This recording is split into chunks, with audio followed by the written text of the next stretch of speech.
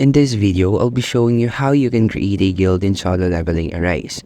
Well, the first thing that you have to do is to head into this non-playable character and then select the R key. Here you will have a choice of creating a guild or joining a guild. Well, we are creating a guild for this video, so select create guild and then enter your guild name. For example is this. Now click the register button after creating a guild name and then select here if you want it to set as private or public.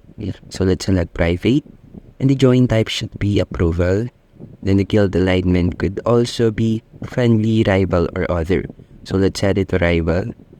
And the join level should be 20 or it's up to you. So after doing this, we can now create a guild. But first, let's select a guild flag. Then create guild flag and then press the create guild. Creating a guild will consume about 500,000 coins, so just be mindful of this. Then select create guild.